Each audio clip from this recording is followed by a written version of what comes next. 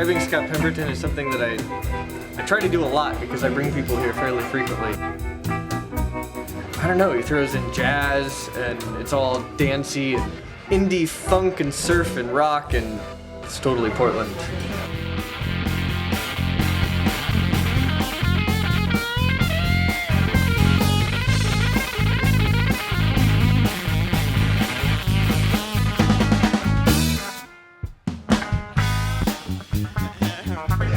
If you love rock and roll, if you love music in general, if you feel music, you will feel it here.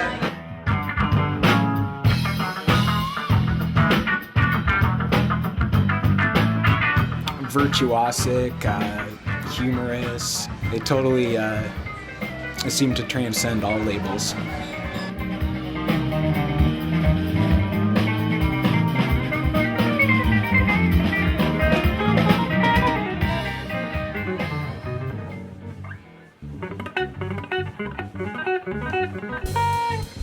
I've got my practicing fix in for the day. Is it a fix for you, Scott? Oh yeah.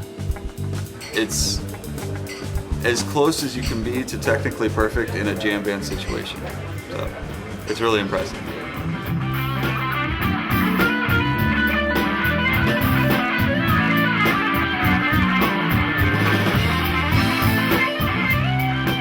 They're old school in all the right ways because they're kind of funky. But they're like new school in that their material feels like edgy, kind of. Funk, it's like almost surfer rock, it's like jam band, it's, you know, it's so many things all wrapped into one, and I really love that. I actually wanted to be a rock star when I was little.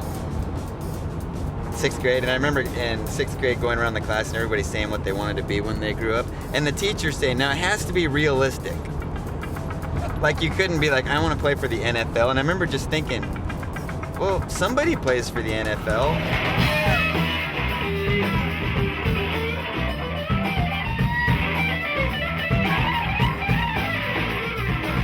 Of course they're going to rip solos. They're going to toss them out. They're going to serve them up like a 5-course dinner. You know, those guys are phenomenal players. They're going to blow your mind.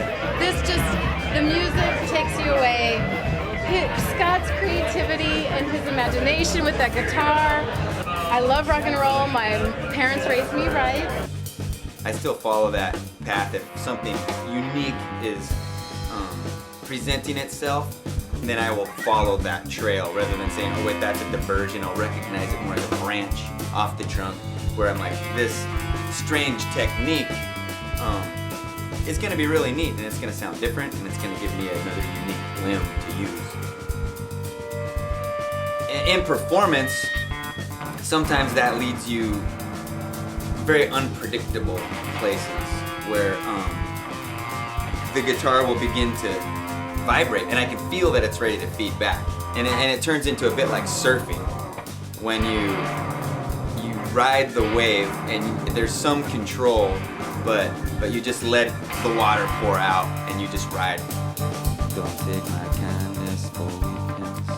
A lot of times that's how the whole thing feels, and I think it's easiest to see when the fuzz is on, the distortion's going, and the guitar's vibrating. It's really visible. But really, the whole improvisation process for me is like that. You've got some, I don't even know what you call it, guitar tricks? But they're like unrehearsed guitar tricks, like improvised guitar choreography. The best one is the spin. He holds the guitar and it's like full feedback, fuse melting, twin on 10, just like flipping the guitar and grabbing it, like spinning it around in a circle real fast by the neck, just over and over again, and it gives like this awesome like punch of feedback every time. But man, it is right on the verge of smashing a guitar to pieces.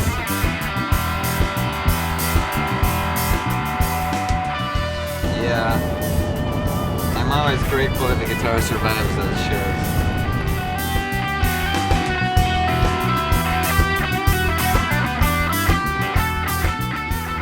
I never look at it as being hard. It's not hard. Guitar is not hard. It shouldn't ever be hard. I think there's different rooms in the mind with the guitar where you can have the hard room and the easy room. And then you kind of like, you find that space in between when you're practicing. So you walk into the hard room, and you pick up some things and you bring them to the easy room and you set them down.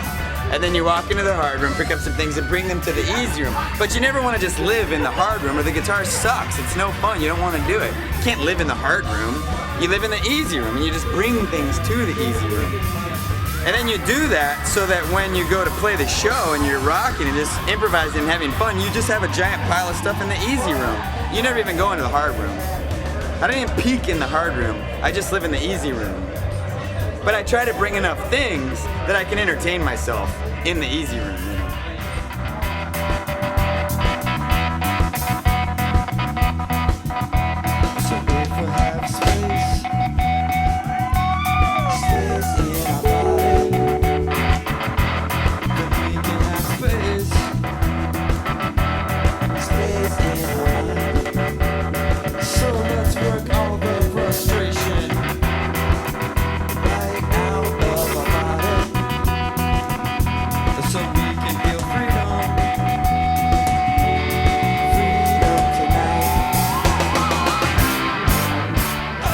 You know? The guitar's a physical thing for me. It feels a little bit more like an appendage or something. Like it's like this guitar specifically, you know, like I play this thing all the time.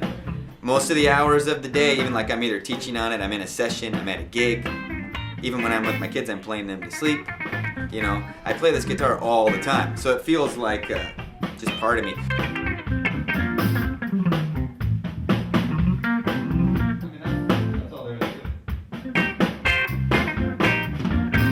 I practice in my studio, and I always have the recording equipment running, and I have the drum set mic'd, the organs mic'd, everything's mic'd and ready to go. And I practice my scales, and I have a serious guitar nerd routine that I do.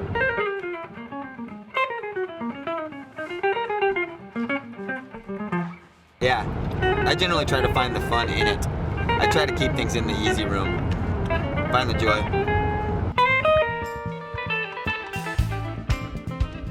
So yeah, I don't like to follow any specific genre rules. It puts me in improvising in that beginner's mind. When I'm doing it in performance, there's risk. There's risk that I might dive. And I kind of like that risk, playing on the edge of ability. Mistakes are safe, you know? It's okay. You just do your best.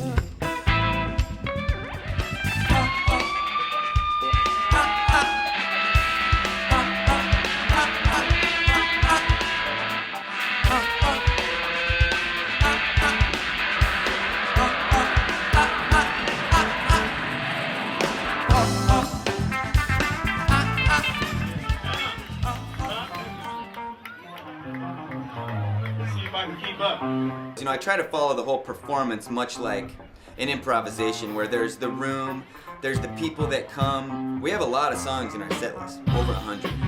And when they come in, I can sort of see what they're resonating with, and I try to program thusly. I generally don't go into the set list. We're really excited to kick off the show tonight with a Portland musician.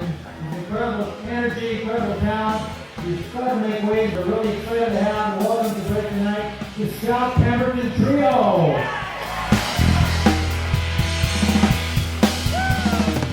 The main objective of our band is to have a good time and for everybody to have a good time while they're there. You know, we're all together. It's a team effort, really, it is.